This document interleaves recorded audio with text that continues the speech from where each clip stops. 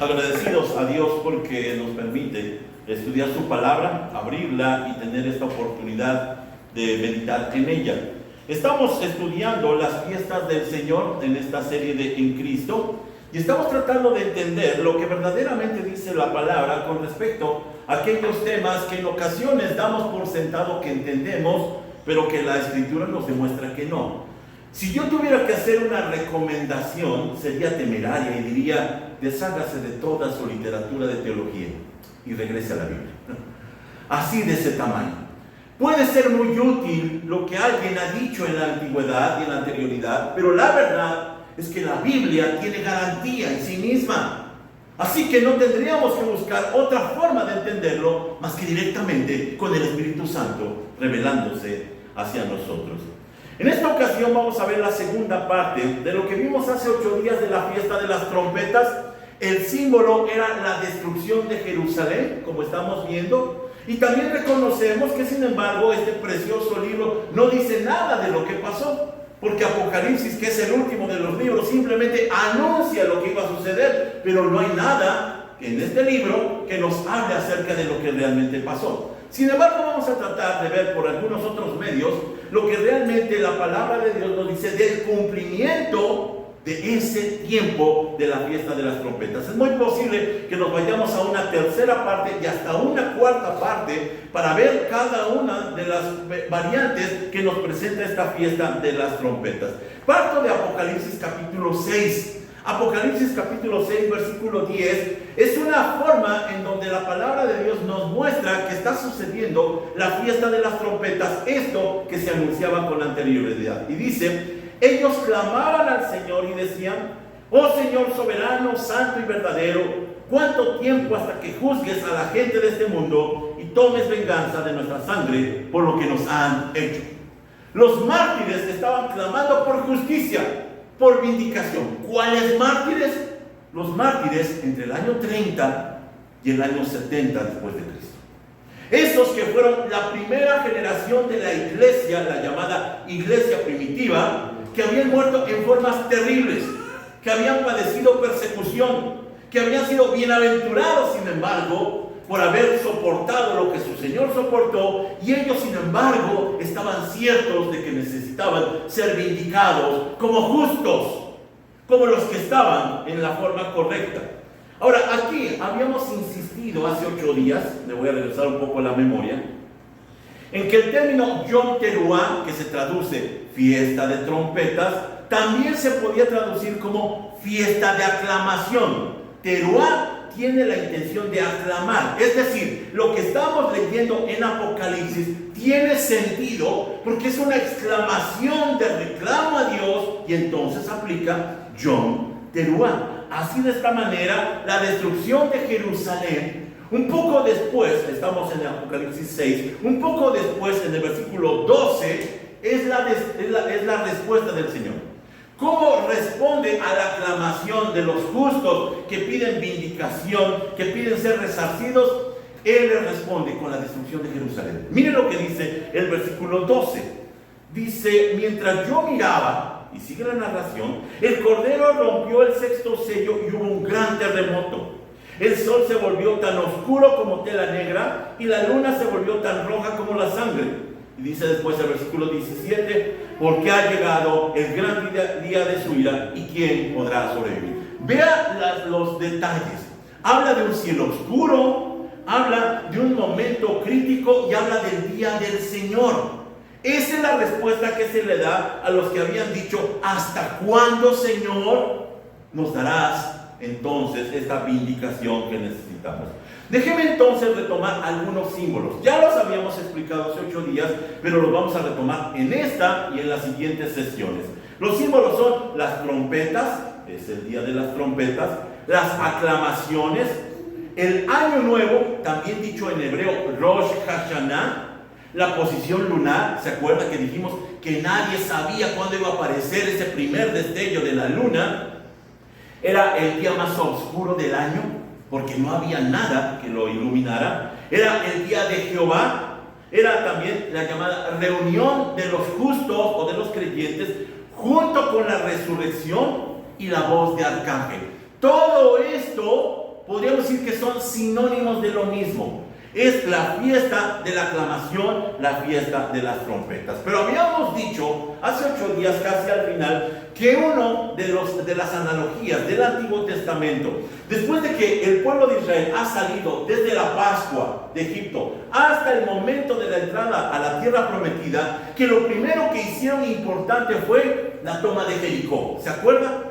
Jericó, que es la ciudad más grande, la ciudad amurallada, la ciudad símbolo de los cananeos, que es rodeada en particular con 7 sacerdotes al frente. Ahí están los detalles, con 7 días marchando alrededor de las murallas, y al último día, el 7º día, con 7 vueltas, y al último una gran aclamación. Así que, retomando el versículo 5 de Josué 6, dice, y leíamos: cuando oigan a los sacerdotes dar un toque prolongado con los cuernos de carnero, haz que todo el pueblo grite lo más fuerte que pueda, y entonces los muros de la ciudad se derrumbarán. Vaya asociando. Había dicho Apocalipsis que hay un gran rumor, hay una gran aclamación, y dicen: ¿hasta cuándo, Señor?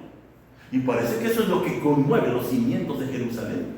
La respuesta del Señor en el día de Jehová, entonces, es destruir a la ciudad que mató a esa primera iglesia, que destruyó aparentemente a ese movimiento santo de nuestros hermanos en Cristo de esa primera generación. Hablamos entonces de juicio y habíamos anotado Apocalipsis 8:2, porque Apocalipsis está íntimamente relacionado con la destrucción de Jerusalén. Esto lo vamos a estudiar posteriormente en una serie de temas de Apocalipsis, y va a ser glorioso mirar lo que estaba haciendo el cumplimiento en ese momento crítico para Jerusalén en Apocalipsis 8:2. Por eso decía, y este es un reflejo de Jericó: vi a los 7 ángeles que están de pie delante de Dios, a los cuales se les dieron 7 trompetas. Ahí está. Así que lo mismo que sucedió en Jericó, ahora estaba sucediendo en Jerusalén. No cabe duda, trompetas, aclamaciones, todo esto que nos habla acerca del cumplimiento de la fiesta de las trompetas. Ahora, la pregunta es: ¿qué pasó en el cumplimiento del día de las trompetas? ¿Qué podemos nosotros analizar, buscar, registrar para saber realmente qué pasó? Porque este bendito libro no habla de eso. Ese termina unos años antes. Hay quien ha propuesto que Apocalipsis fue escrito después del año 90. No es cierto. Es un libro muy temprano. Es un libro más bien antes de la destrucción de Jerusalén, y está avisando acerca de este gran día de Jehová. Es el gran tema que presenta Apocalipsis. Déjeme ir a la primera declaración para empezar a desarrollar este tema, que le va a ser muy interesante. En Cristo es la finalización de una era. ¿Qué es lo que significaba la destrucción de Jerusalén? Que estaba finalizando una era, la era mosaica, la era de los israelitas, la era del pueblo elegido, la era de la exclusividad, la era en donde ahora iba a cambiar todo, iba a ser la era de la iglesia, la era de los gentiles, la era de todos, somos uno, y ya no hay etnicidad dentro de la iglesia. La metáfora, como ya vimos, del éxodo, del Yom Teruah, de la fiesta de las trompetas, fue la destrucción de Jericó. En la primera ocasión que se oyeron las trompetas, se cayó una ciudad. Se fundieron entonces aquellos muros, destruyéndose al finalizar el éxodo. Ahora, aquí nos vamos a algunos datos que el Señor Jesús presenta en ese sermón del Monte de los Olivos. Esto es muy importante. Lo encontramos en Mateo 24, en Marcos 13, en Lucas 21, y más extendido en Juan, el libro de Apocalipsis. Y entonces, en todo esto, el Señor Jesús está hablándole a su generación. Esto fue lo que ocasionó el leer la Biblia constantemente en un servidor. Cuando decía constantemente: y no pasará esta generación, y los que están aquí, algunos de los que están aquí verán eso. Yo dije, tuvo que haber sucedido en su tiempo y su forma. Y el Señor Jesús dijo entonces en Lucas 21:20, vea cómo se relaciona: cuando vean a Jerusalén rodeada de ejércitos, entonces sabrán que ha llegado el tiempo de su destrucción. Así como sucedió en Jericó, la ciudad de Jerusalén se vio rodeada de ejércitos. Aquí hay un mapa que nos muestra cómo las diferentes secciones de los ejércitos de los romanos fueron rodeando efectivamente la ciudad de Jerusalén. Allí están las legiones. La 10ª, que era la más terrible, fue la que logró finalmente el estrago de Jerusalén. Así que se está repitiendo el ejemplo del Éxodo ahora en el caso de Jerusalén. Mateo 24:30 empieza entonces a decir unos detalles que nos hemos pasado por alto. Dice el Señor: y entonces por fin aparecerá en los cielos la señal de que el Hijo del Hombre viene, y habrá un profundo lamento entre todos los pueblos de la tierra. Verán al Hijo del Hombre venir en las nubes del cielo con poder y gran gloria. Antes de irnos a lo que está desarrollándose acerca de la venida del Hijo del Hombre, quiero que ponga su atención en una frase que dice: aparecerá en los cielos la señal. ¿Cuál señal? Un poco más adelante, otra versión, en Lucas 21:11, que es la otra versión de ese mismo sermón, dice el mismo Señor: habrá grandes terremotos, hambres y plagas en muchos países, y sucederán cosas aterradoras y grandes señales milagrosas del cielo. Esto entonces empieza a marcar que lo que tenían que esperar no solamente era ver a Jerusalén rodeada, sino algo que tendría que suceder en los cielos. Y esto es muy notorio porque cuando vamos a la historia lo encontramos referido. Ahora, ¿de dónde surge esta información? ¿De dónde saca el Señor Jesús? Él no está inventando algo, Él está repitiendo la profecía. Cuando menos, solamente por revisar dos profetas, Jeremías y Isaías, nada más. No vamos a meternos con más porque si no, nunca acabaríamos. Jeremías, en capítulo 4, versículo 13, dice: he aquí, Él subirá como nubes, y dice: sus carros serán como el torbellino. Es decir, que algo estaría sucediendo en el cielo. Isaías 65:15 dice: porque he aquí el Señor vendrá con fuego y con sus carros como un torbellino para hacer enojar su ira y su reprensión con llamas de fuego. La pregunta es: ¿y qué sucedió en el 70 después de Cristo? Mire, hay tres historiadores, puede haber más. Hay tres historiadores serios que hablan de ese momento. El primero de ellos es Josefo. Josefo es el hombre que, estando en la resistencia judía al inicio, cuando es capturado se cambia convenientemente a los romanos y termina funcionando como mediador. Los romanos le mandaban a decir al pueblo: ríndete, y ahí va Josefo. Ríndanse, se les da garantías de vida, y los judíos dijeron: no lo creen. Este hombre, entonces Josefo, está allí en el campo de batalla. Está del otro lado, está afuera, rodeando precisamente junto con los ejércitos romanos a Jerusalén, y él da testimonio. Ahora, antes de ir a lo que él dijo, a lo que él escribió, se me hace interesante lo que alguna vez alguien me refutó, alguien me argumentó y me dijo: bueno, pero ese hombre Josefo no es un hombre inspirado, por lo tanto no tendríamos por qué creer en eso. Y le dije: por eso mismo podemos creerlo, porque él no era cristiano, él no era creyente, así que no le importaba en lo absoluto el apoyar o no la profecía. No le interesa, simplemente va a relatar lo que él vio. ¿Qué vio? Dice así: además de estos signos, unos días después de esa fiesta, en el 20º día del mes artemisio, apareció un cierto fenómeno prodigioso e increíble. Supongo que el relato de esto parecería ser una fábula si no estuviera relacionado por quienes lo vieron, y no fueron los eventos que le siguieron de una naturaleza tan considerable como para vencer tales señales, porque antes de ponerse el sol se veían carros y tropas de soldados con sus armaduras corriendo entre las nubes y alrededor de las ciudades.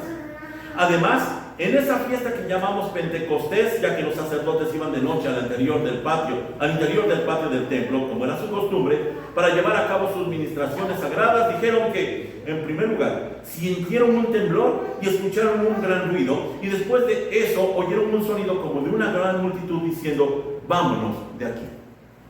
Lo que dice Josefo es que algo sucedió no solamente a nivel terrestre con la ciudad de Jerusalén, sino en los cielos. Dice que se veía un ejército y carros peleando entre sí a gran altura. Así que lo que está sucediendo no solamente es la conflagración de la tierra, sino también de los cielos. No solamente el problema residía con Jerusalén y su destrucción, sino también tenía que ver con lo que estaba establecido en la eternidad. Josefo lo relata. Hay otro historiador, Tácito, ahora es un historiador romano. Si estaba cercano en este caso Josefo, Tácito tiene mucho menos interés de apoyar algo que sea cristiano, pero él relata. En el cielo apareció una visión de ejércitos en conflicto, de una armadura brillante. Un repentino relámpago de las nubes iluminó el templo. Las puertas del lugar sagrado se abrieron abruptamente. Se escuchó una voz sobrehumana que declaraba que los dioses lo estaban dejando, y en ese mismo instante llegó el tumulto de su partida. Pocas personas pusieron una siniestra interpretación sobre eso. Podríamos decir, bueno, Tácito, que fue más tardío como historiador, está repitiendo simplemente lo que dijo Josefo y dijo, bueno, eso tuvo que ser verdad. O, como había dicho Josefo, hubo muchos testigos de esto. Y entonces Tácito, como historiador, posiblemente está refiriendo porque tiene detalles parecidos, pero hay alternativas en esa narración que habla de que seguramente sus fuentes fueron distintas a la de Josefo. Ahora, si esto no fuera suficiente, existe también un historiador cristiano, Eusebio de Cesarea. Allí, entonces, se va a completar, cuando menos con estos tres autores, estos tres historiadores, lo que posiblemente sucedió en esa tarde o en ese día de destrucción. Dice en Historia Eclesiástica, libro 3, ahí están las fuentes. Antes de la puesta del sol, se veían carros y tropas armadas en toda la región en el aire, girando a través de las nubes y rodeando las ciudades. Esto nos demuestra entonces que lo que había dicho el Señor de que aparecerían señales en el cielo se estaba cumpliendo. Es innegable entonces que los que pudieron mirar como testigos aquellos eventos rarísimos, inusuales, que describen de manera semejante, estaban dando testimonio de lo que dijo el Señor se cumplió. Mira, el gran conflicto que tenemos los cristianos es que cuando el Señor había dicho, no pasará esta generación, y decimos que no se cumplió, entonces creemos en un Dios mentiroso, creemos en un falso profeta, y tenía que cumplirse. Así que el testimonio de estos tres personajes es importante. Y nos demuestra que el conflicto no solamente fue en la tierra, sino también en el cielo. Hay un cambio de paradigmas, hay un cambio de situaciones en donde tiene que terminar una era para comenzar otra. Y diciéndolo de esta forma es que con la destrucción de Jerusalén terminaba la era mosaica, es decir, el antiguo pacto. Los sacrificios, las fiestas, todo aquello que era la cultura hebrea terminaba al ser destruido Jerusalén. Y comenzaba una nueva era, la era de la iglesia, la plenitud del nuevo pacto. Y si hablamos del nuevo pacto, hablamos de que el nuevo pacto es eterno. Y si entró el nuevo pacto, entonces estamos hablando de que entró la eternidad. Así como lo revela Apocalipsis capítulo 22, 21 y 22. Estamos en tiempos de la eternidad. Decimos, pero todavía hay tiempo cronológico, sí, pero recordemos que lo espiritual entró dentro de este ámbito y arrolló. La iglesia es eterna. La iglesia no es solo los que estamos aquí. Estamos acompañados por millones y millones de creyentes. Los que estuvieron y los que estarán. Estamos juntos, dice el escritor de Hebreos, a millones de ángeles. Estamos juntos a los primogénitos. De hecho, somos los primogénitos, porque estamos en el primogénito de primogénitos, en Cristo Jesús. Así que nosotros estamos participando de la eternidad, aún en este tiempo. Estamos ya dentro de lo eterno. Voy a una segunda frase para seguirme explicando. En Cristo es el momento de la nueva creación. Por consecuencia de terminar lo anterior, comienza lo nuevo. El apóstol Pablo ya lo había anticipado. En 2 Corintios 5:17, este pasaje se lo sabe, léalo conmigo en voz alta. Dice, de modo que si alguno está en Cristo, nueva criatura es, las cosas viejas pasaron, he aquí todas son hechas nuevas. Vamos a quitarle esta idea de que es un pasaje tan bonito. Y lo tenemos de entre los preferidos, nuestros preferidos, pero ni lo entendemos. ¿Qué es eso de nueva creación? Nuevas criaturas, cosas nuevas. Cuando nosotros estamos viendo que finaliza la era del antiguo pacto de Jerusalén, destruida y comienza la nueva era, entonces empezamos a ver que es literalmente todas las cosas hechas nuevas. En uno de los temas anteriores, si usted recordará, hablamos de que el gran triunfo de Jesucristo no fue el perdón de pecados, porque eso no fue lo que sucedió en la cruz. En realidad, nosotros morimos juntamente con Él, crucificados con Él y renacidos a una vida nueva. Eso fue lo que pasó. Esa era se terminó en la cruz. Por lo tanto, tenía que terminar todo lo demás junto con Jerusalén. El gran triunfo no fue el perdón de pecados, sino la eliminación de pecados. Así que usted y yo, que todavía pecamos, para Dios no cuenta, porque nos ve en Cristo. Y Cristo es perfecto. A cada uno de nosotros, aún estando en el mismo acto de pecado, Dios dice: te veo perfecto, te veo hermosísimo, porque no nos ve a nosotros, ve a Cristo, porque nosotros estamos muertos al pecado, pero vivos en Cristo Jesús. Las cosas son hechas nuevas. Entonces, de esta manera empezamos a analizar la evidencia. Apocalipsis capítulo 11, versículo 15, se da cuenta que de pronto estábamos simplemente en los evangelios, en el libro de Hechos, y de pronto saltamos a Apocalipsis, y hay una información muy importante con respecto al día de las trompetas, y como veremos después con el día de la expiación. En Apocalipsis 11:15 dice: el séptimo ángel, ya sabemos, en cada fiesta se tocaba la trompeta. Pero cuando estamos en la fiesta de las trompetas, dice la séptima trompeta, dice el séptimo ángel tocó la trompeta y hubo grandes voces en el cielo. Ahí está la aclamación que decían: los reinos del mundo han venido a ser de nuestro Señor y de su Cristo, y Él reinará por los siglos de los siglos. Vamos a ver, ¿qué es lo que nos enseña la palabra de Dios? Recordemos algunos de los sinónimos. Uno de los sinónimos que dijimos, que con los judíos, ellos también veían el Yom Teruah, la fiesta de las trompetas, era Rosh Hashanah. ¿Se acuerdan qué es lo que significa Rosh Hashanah? El día nuevo. El día nuevo, es decir, el año nuevo. Rosh Hashanah también era en el mismo día, en el día de las trompetas, que era en el primer día de Tishri, que era el séptimo mes. ¿Se da cuenta? Todo está ligado, que es a la vez el año nuevo. Es decir, día de trompetas para ellos es también el año nuevo. Ellos no comenzaban en enero como nosotros, ellos empezaban en el primero de Tishri, que es más o menos septiembre-agosto, por ahí en medio está situado. Ahora, hay un escritor, Ernest Martin, que ya ha presentado en algunas otras ocasiones, que es un escritor y meteorólogo. Y mire, cuando él propone esto, desafortunadamente, inmediatamente la comunidad teológica lo rechaza y dice: no, eso no podemos creerlo, porque pues está raro, porque sale de nuestra ortodoxia. Miren lo que él dice, y yo creo que este es un hombre infravalorado. Dice: el tema central del día de las trompetas es claramente el de la entronización del gran rey de reyes. Así se entendía el día por lo general el judaísmo primitivo, y ciertamente es como lo entiende el Nuevo Testamento. En Apocalipsis 11:15, el séptimo ángel toca su trompeta y los reinos de este mundo vinieron a ser los de Cristo.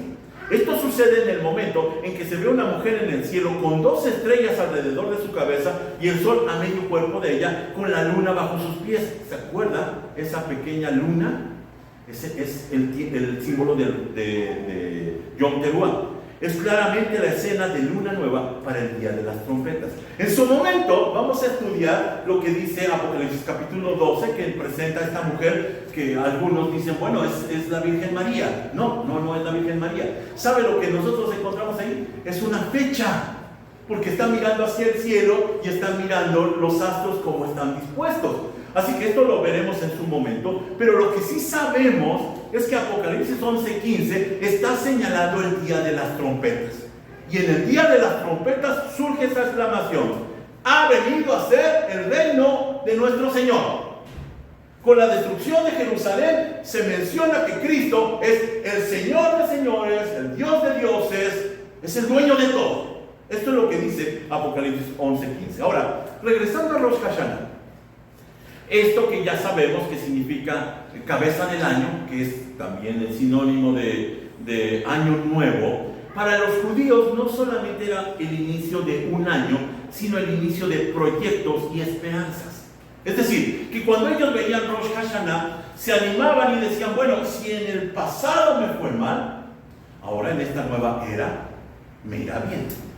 Si alguien ha recibido mi felicitación de cumpleaños, casi siempre pongo lo mismo.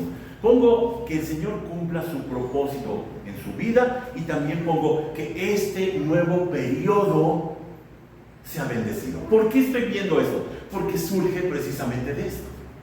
Cuando hablamos de periodos, hablamos de que el anterior pudo ser bueno, pero el que sigue puede ser mejor.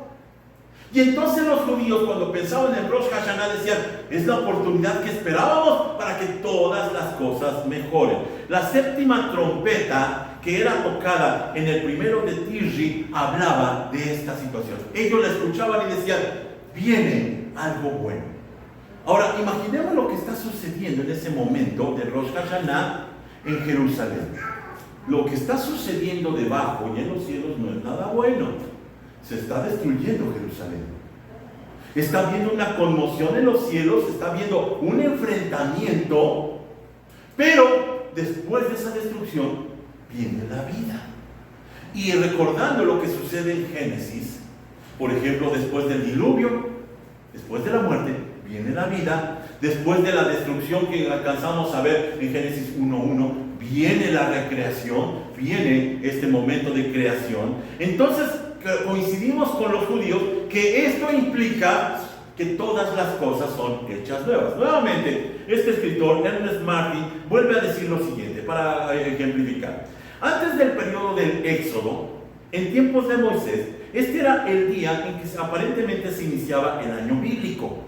También parece que este era el día en que a mucha gente se le avanzaba un año de su vida, sin importar en qué mes del año habían nacido realmente. ¿Ha escuchado usted alguna de esas congregaciones, por ejemplo los testigos de Jehová, que dicen, no celebramos los cumpleaños porque en la Biblia nunca aparece? En la cultura judía sí aparecía el día del año nuevo y sí aparecía en los cumpleaños. Es decir, con esto está demostrándose que no solamente Noé no necesariamente tuvo que haber nacido en ese día, sino que si había nacido en otro día, todos, sin embargo, en 1 Tishri celebraban su cumpleaños. Miren qué maravilla. Esto me encanta. Tenían doble fiesta, el día de su nacimiento y el día del 1 Tishri. Así funcionaba el calendario. Ahora, aquí ponemos un ejemplo. Noé, en Génesis 8:13, no lo vamos a buscar. Noé cumplió 601 años en el mes primero, es decir, en Tishri, el día primero del mes, que más tarde se llamó el día de las trompetas.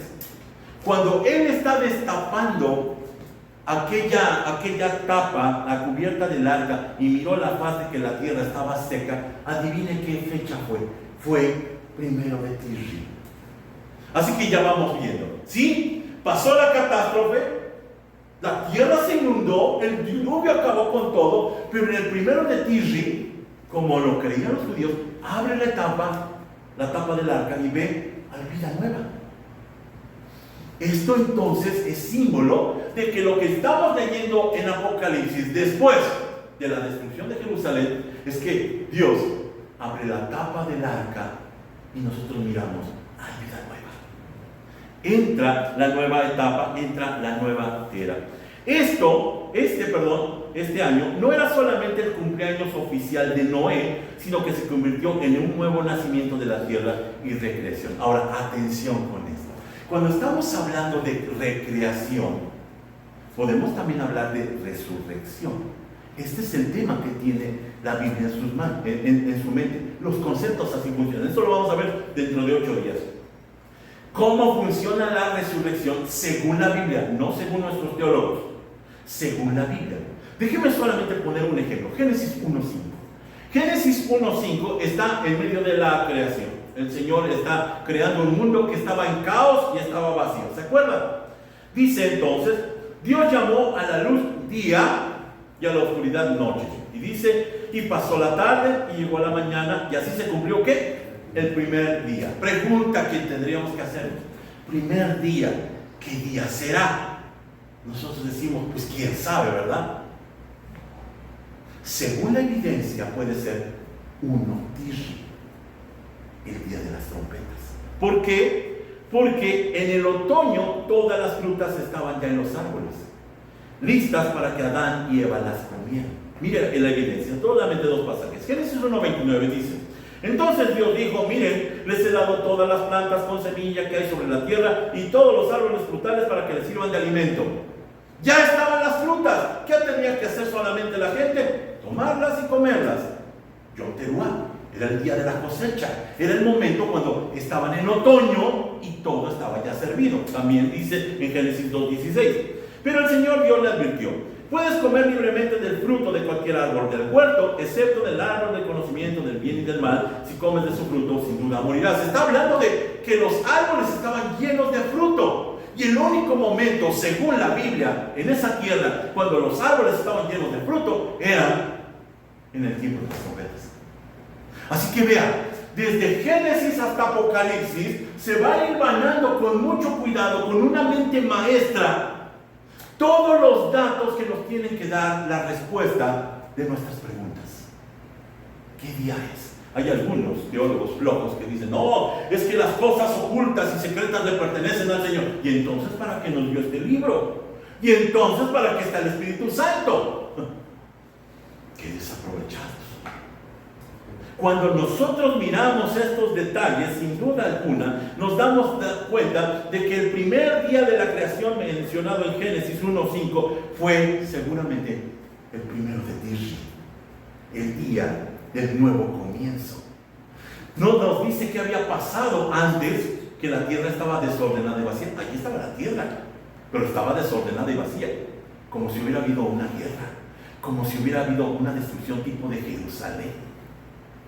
Y 1 Tishri, el primer día, resulta que es la nueva tierra. Todo entonces está enlazado. Por lo menos Moisés tenía esa intención de dar esta impresión. Esto significa que no solamente el cumpleaños de la luna, de la nueva tierra en tiempo de Noé, fue lo que más tarde se convirtió en el día de las trompetas, sino que también fue el día que se introdujo la creación original de la tierra y la posterior nueva creación. Aquí entonces estamos yendo de lado a lado de la escritura y resulta que el tema está nítido, pero no lo habíamos visto. Cuando se está nombrando entonces el sonido de la trompeta, era el tiempo en donde todas las cosas volvían a surgir. No solamente eso, la mayoría de opinión de los ancianos judíos, que todavía predomina en las sinagogas, dicen que era el día de las trompetas, el día que se conmemoraba el principio del mundo. Es decir, la cultura judía decía que 1 Tishri no solamente era el año nuevo, sino que estaban celebrando el cumpleaños de la creación. ¿Qué día podría escoger el Señor para iniciar con la nueva creación? ¿Adivina? Tishri y el año nuevo, Rosh Hashanah. Todo está unido porque viene de su mente, porque viene de su corazón. Dice enseguida: pero era más que su aniversario de la creación física. El judaísmo considera el día de Año Nuevo no solo como el aniversario de la creación, sino una renovación de ella. Es cuando el mundo renace. Esto lo vamos a ver dentro de 8 días. ¿Cómo mira la escritura, en este caso, la resurrección? ¿Cómo mira esta nueva era, en donde todo que había sido destruido, por ejemplo en el diluvio, ahora vuelve a resurgir de forma gloriosa? Ahora, para finalizar con esta parte del tema, esta segunda parte, tenemos que ir a lo que estaba diciendo Apocalipsis 1:15, que dijo: ha venido a ser el mundo de nuestro Señor y de su Cristo. Es decir, era un día de coronación. Un día de coronación. Esto es muy importante porque el primero de Tishri, también llamado el Yom Teruah o Día de las Trompetas, o también llamado el Rosh Hashanah, el Año Nuevo, no me pierdan porque estamos allí entonces haciendo todos los sinónimos, estamos uniéndolos, era también el día de coronación de reyes. Era el día que, según los judíos, era en donde reyes y gobernantes de Judá coronaban el primero de su reinado. A partir de ahí, era una costumbre que la ceremonia final de la coronación de reyes fuera a hacer sonar las trompetas. Traigo 3 ejemplos, pero solamente vamos a ver uno. El día que coronaron a Salomón. En Primero de Reyes, capítulo 1, versículo 34, se lee: una vez allí, el sacerdote Sadoc y el profeta Natán lo ungirán rey de Israel, hagan sonar el cuerno de carnero y griten: que viva el rey Salomón. Otra vez, gritos, trompeta, después de una destrucción, después de un periodo pasado en donde había sido caótico. ¿Cuál había sido el periodo pasado de Salomón? David y su conquista de la tierra de Israel. Ahora están en tiempos de paz. Salomón, Shlemó, significa, tiene que ver con la paz. Así que en ese momento lo que hacen es hacer sonar la trompeta y gritan, es el día de coronación. Lo mismo sucedió con Jehú, el segundo de Reyes 9:13, y con Joás, el segundo de Reyes 11:14. Entonces, el día de 1 Tishri, era el día de las trompetas, era el día de Año Nuevo, era el día de la coronación, era el día de la nueva creación. Todo se conjunta. Es un momento crítico, tremendo, que surge justamente después de que Dios se ha deshecho de sus enemigos, los ha puesto por postrado de sus pies y enseguida Él se corona cuando ha ganado la batalla final. Termino con lo siguiente: el día de las trompetas es el comienzo del nuevo mundo, la nueva creación, el día de coronación del Rey de Reyes, cuando fue entronizado como juez supremo sobre todo el mundo. Hermanos míos, muchos están esperando y creyendo que un día de manera física tenga que venir aparentemente y supuestamente un Señor Jesús a dominar, a coronarse. Cristo ya está coronado. Cristo ya es Rey de Reyes. ¿Y sabe cómo lo sé? Porque lo tengo en mi corazón. Y cantamos y vamos a cantar: Jesús es mi Rey soberano, mi gozo es cantar su amor. Ya es Rey. Si nosotros lo rebajamos a será Rey, entonces estamos cayendo, estamos incurriendo en una blasfemia, en una abominación, en una herejía. Ya es Rey. ¿Cuándo se coronó? En el día de las trompetas, cuando destruyó a sus enemigos. Jerusalén, la rebelde, la adúltera.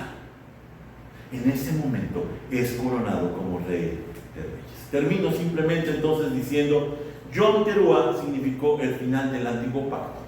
Todo lo que significó y simbolizó el antiguo pacto con Moisés, todos los sacrificios, todo aquello que tenía que ver con las ceremonias, con la religiosidad, con los cumplimientos, con las obras humanas, terminó. Y hoy estamos en el tiempo de la iglesia, en donde ya no hace falta que usted demuestre su amor al Señor, en donde usted ya no tiene que hacer sacrificios, en donde usted ya no tiene que cumplir con requisitos. Por eso aquí no creemos en el diezmo, creemos en un corazón agradecido. Por eso nosotros no vamos en búsqueda de las raíces hebreas, porque creemos que Cristo ya está gobernando y lo honramos con nuestras vidas. Dentro de 8 días veremos algunos temas, como, y todavía estoy por escribirlo, esto sucedió en la mañana cuando estaba estudiando el tema, dije, creo que tenemos todavía que gastar un tiempo más. Vamos a ver qué es la resurrección. Vamos a ver junto con ello quiénes son los 144,000, de los cuales nuestros amigos los testigos de Jehová dicen que son ellos. No creo. 144,000, ¿de dónde surgieron? ¿Cómo los podemos entender? Y posteriormente estaremos haciendo un análisis también de Rahab, que es una figura muy importante. Cuando fue destruido Jericó, es la única sobreviviente. Igual como sucedió en el diluvio, con una sola familia, la familia de Noé. Dios rescata en las destrucciones familias y son incrustadas en la familia de la fe. Usted y yo fuimos rescatados de eso y ahora estamos en la familia del Señor. Padre, te pedimos entonces que sigas ampliando nuestro conocimiento, pero sobre todo nuestra fe, porque el conocimiento sin fe es vano, Señor. Te pedimos entonces que nos ayudes a adecuarnos no a lo que hemos creído y que nos han enseñado, sino a lo que dice tu palabra, porque las muestras están evidentes, porque podemos recrear nuestros ojos mirando, Señor, este testimonio. Te agradecemos, Dios, por esto que nos permites. Sigue ampliando tu luz, Señor, para que te miremos con los ojos de la fe, con los ojos de la esperanza y de las certezas. Gracias te damos en el nombre precioso de Jesús. Amén. Amén.